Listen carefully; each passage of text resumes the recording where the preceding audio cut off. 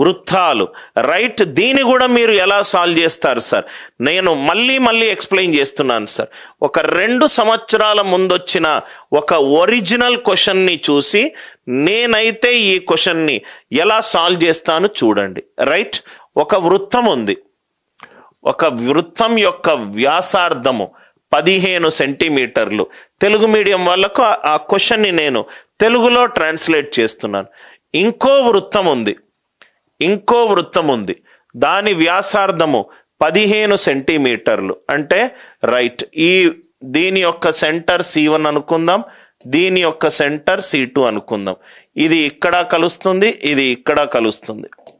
ఈ 2 వృత్తాలు ఈ పాయింట్ దగ్గర కలుస్తుంది. ఆ 2 పాయింట్లను ఒక లైన్ తోటి కనెక్ట్ చేశాను.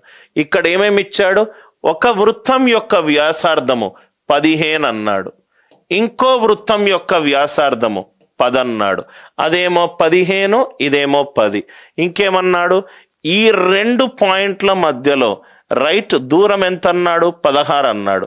అంటే ఈ 2 సెంటర్స్ని కనెక్ట్ చేస్తే ఇది ఎగ్జాక్ట్గా ఒక ప్రాపర్టీ ప్రకారము పర్పెండిక్యులర్ అవుతుంది. దీన్ని ఈక్వల్గా డివైడ్ చేస్తుంది.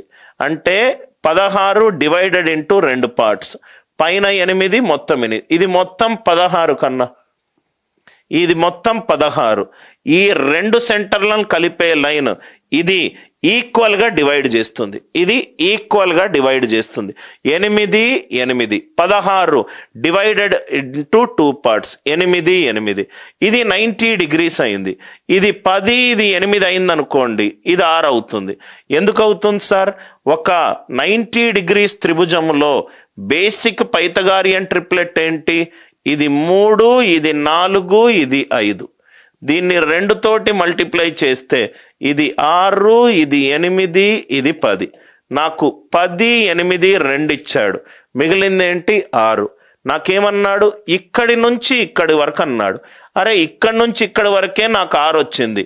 ఆన్సర్ 6 ప్లస్ సంథింగ్ ఉండాలి. 6 ప్లస్ సంథింగ్ నాకు కనబడుతుంది ఆన్సర్. మిగతాది చేయాల్సిన అవసరమే లేదు.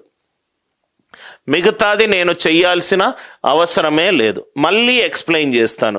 వృత్తంలో మనకు కొన్ని బేసిక్ ప్రాపర్టీస్ తెలిస్తే చాలా ఈజీగా మనకు ఆన్సర్ వస్తుంది.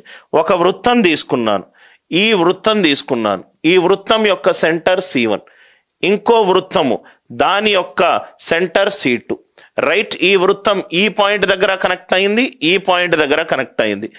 ఈ లైన్ వాల్యూ ఇచ్చాడు. ఎంత ఇచ్చాడు? 16.